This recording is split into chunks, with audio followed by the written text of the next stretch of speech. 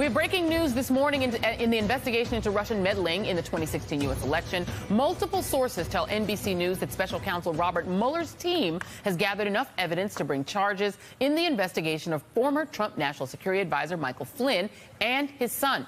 The probe into Flynn is part of Mueller's investigation into Russian interference, but sources say investigators are also looking into Flynn's lobbying work, including whether he laundered money or lied to federal agents about his overseas contacts. Mueller's team is also examining whether Flynn attempted to orchestrate the removal of a chief rival to Turkish President Recep Erdogan from the U.S. to Turkey in exchange for millions of dollars, two officials said.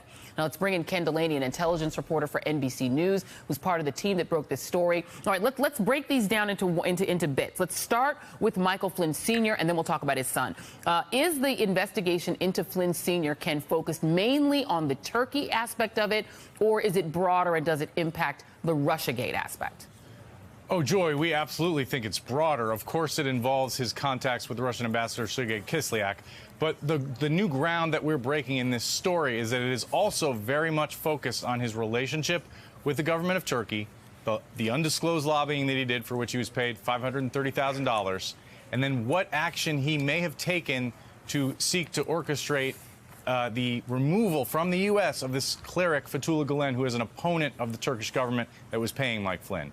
That's what's new here, is that we are saying that the FBI is looking into Flynn's actions involving Gulen and the question of whether he was offered millions of dollars in exchange for or in relation to a promise to orchestrate the removal of Gulen from the country, Joy. Absolutely. And we should note that the spokesperson for the special counsel did not comment yet on this story. This is NBC's exclusive reporting. I want to read you a little bit more, Ken, from the story that you contributed to. Michael Flynn's son, Michael G. Flynn, who worked closely with his father, accompanied him during the campaign, and briefly worked on the presidential transition, could be indicted separately or at the same time as his father, according to three sources familiar with the investigation. If the elder Flynn, this is the key part, is willing to cooperate with investigators in order to help his son, two sources said, it could also change his own fate, potentially limiting any legal consequences. This sounds to me, Ken, like the prosecutors are potentially setting Michael Flynn up to save his son or save himself. Your thoughts? It does sound like that, Joy, and that's carefully worded, and there's a reason why. We believe this is in flux. This is a developing situation, and it may well be that one or more of these men cuts a deal, in which case we would not see charges. And so what we're saying is they have enough evidence to bring charges, and you're absolutely right.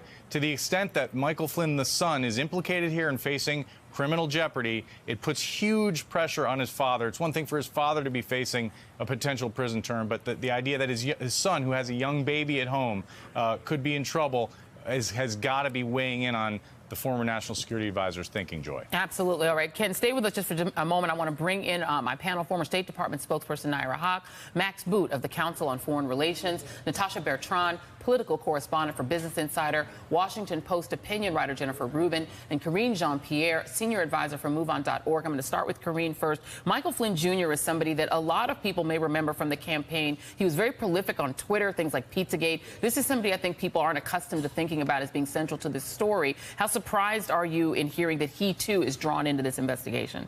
It's not surprising at all, Joy. I mean, look, this brings a whole different meaning to the chant that he led of "Lock her up" during the convention. I mean, look, Joy, Flynn failed multiple times to disclose his work with or for government official. Now it seems like Mueller is telling him, hey, either you cooperate or your son will go down.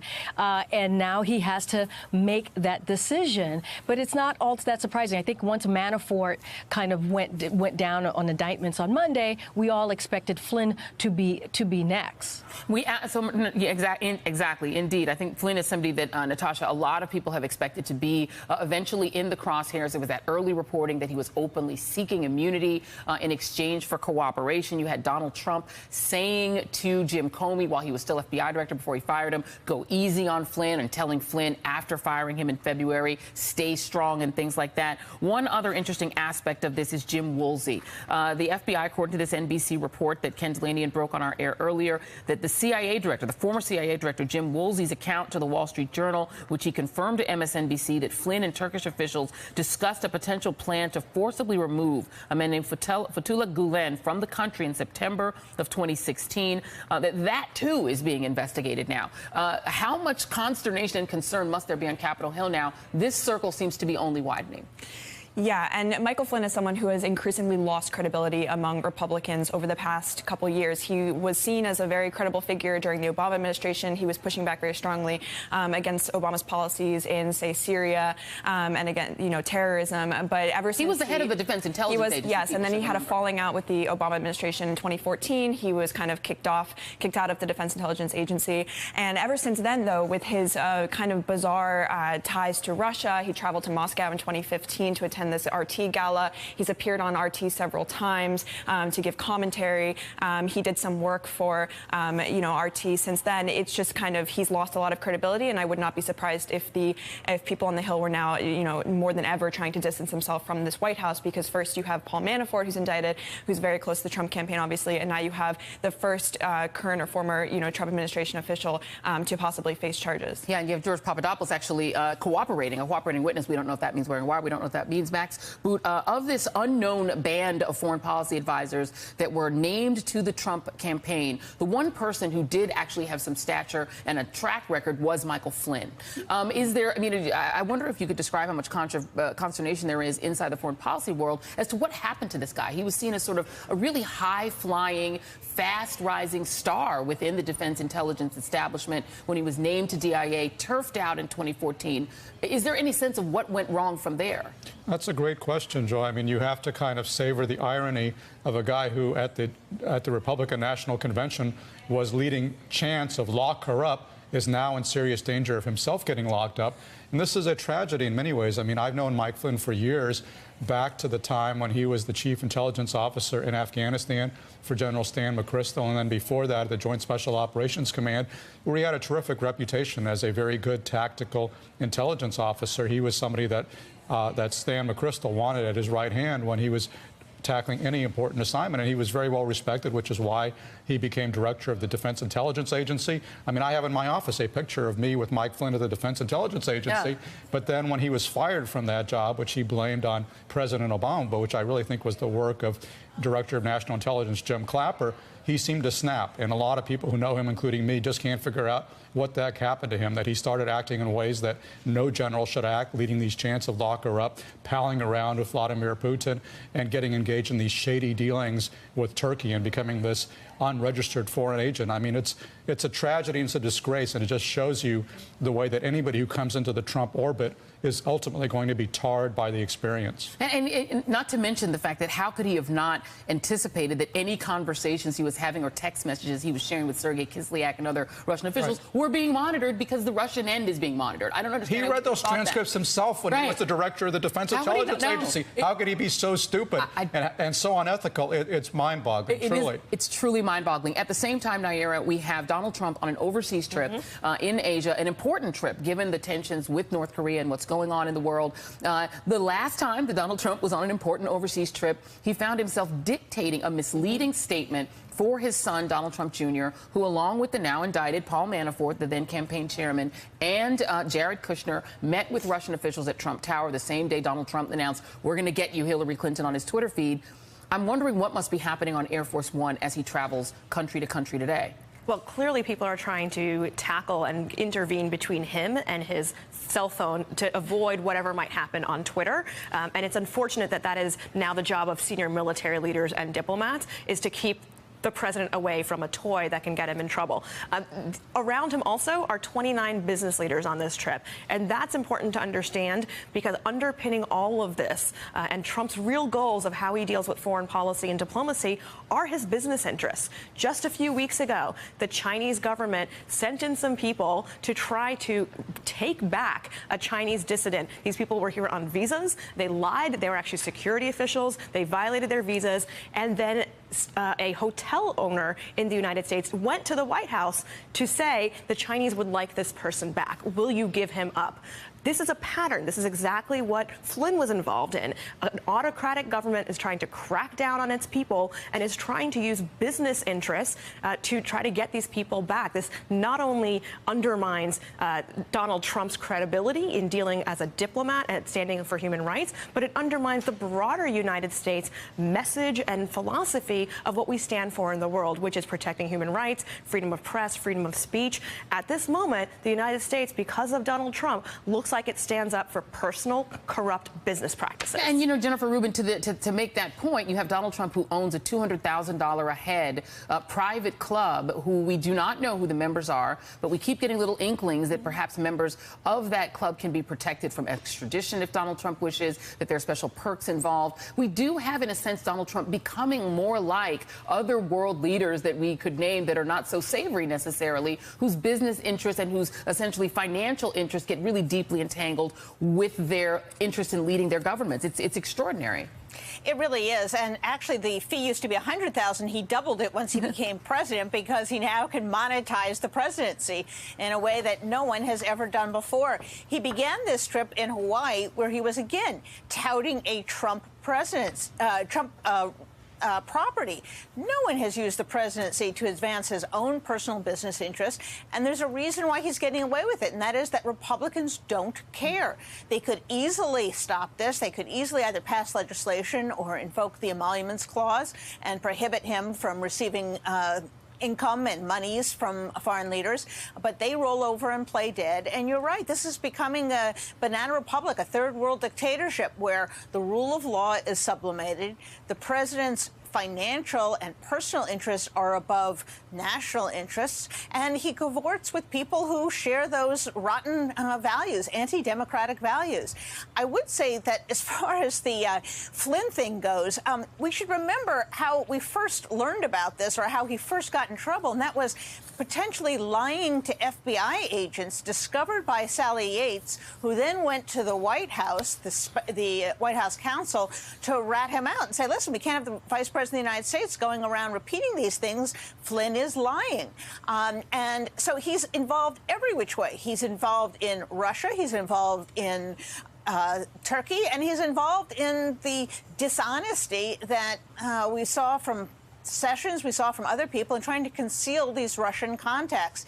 So he's got about 3 pressure points, and now that they have his son, they are going to pressure him and see if he coughs up some more information. You know, Ken, that's an important point, because I think that, you know, because the Turkey aspect of it is sort of an important and key aspect of this current reporting, it is sort of extraordinary to remember that this was a man who was the national security advisor to a presidential campaign, who then became the national security advisor of the United States, an incredibly high position for someone now accused of essentially making deals with foreign powers and getting paid for it, including while he was sitting. Are these investigations being named National Security Advisor, or could this potentially be for activities while he was National Security Advisor? Joy, our sources are telling us that it's absolutely both. You'll recall that when the coup happened last July, the attempted coup in Turkey, Flynn actually spoke publicly in favor of that coup. But once he began being paid by a businessman with ties to the government of Turkey, he completely changed his views and published an op-ed on Election Day condemning the coup. And now we are made to understand that the FBI is examining whether he took any action to try to facilitate the removal of this cleric that Turkey accuses of fomenting the coup, Fethullah Gulen, after he became National Security Advisor. We were reporting in the story that there was an attempt to have the FBI look into, once again, whether the Justice Department should extradite this person, and the reply back was, we just don't have the evidence to do it. And that's the position of the U.S. government. So a lot of questions there about what Flynn did while he was in the government. I also want to make the point that we ran all of our reporting past Flynn's lawyer, Rob Kellner, and he declined to comment, did not say a word.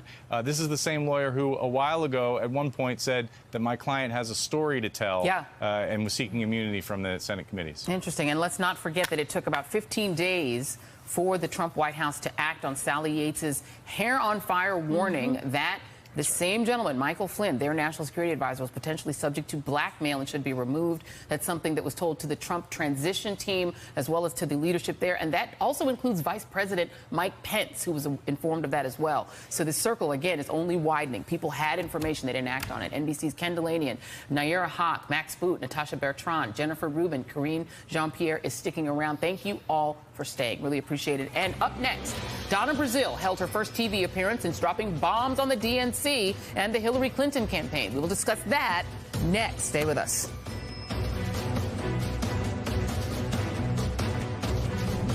First, it involves his contacts with Russian Ambassador Sergei Kislyak. But the new ground that we're breaking in this story is that it is also very much focused on his relationship with the government of Turkey, the undisclosed lobbying that he did for which he was paid $530,000, and then what action he may have taken to seek to orchestrate the removal from the U.S. of this cleric, Fethullah Gulen, who is an opponent of the Turkish government that was paying Mike Flynn. That's what's new here, is that we are saying that the FBI is looking into Flynn's actions involving... We have breaking news this morning in the investigation into Russian meddling in the 2016 U.S. election. Multiple sources tell NBC News that special counsel Robert Mueller's team has gathered enough evidence to bring charges in the investigation of former Trump National Security Advisor Michael Flynn and his son. The probe into Flynn is part of Mueller's investigation into Russian interference, but sources say investigators are also looking into Flynn's lobbying work, including whether he laundered money or lied to federal agents about his overseas contacts. Mueller's team is also examining whether Flynn attempted to orchestrate the removal of a chief rival to Turkish President Recep Erdogan from the U.S. to Turkey in exchange for millions of dollars, two officials said. Now let's bring in Ken Delanian, an intelligence reporter for NBC News, who's part of the team that broke this story. All right, let's break these down into bits. Let's start with Michael Flynn Sr., and then we'll talk about his son. Is the investigation into Flynn Sr., Ken, focused mainly on the Turkey aspect of it, or is it broader and does it impact the Russiagate aspect?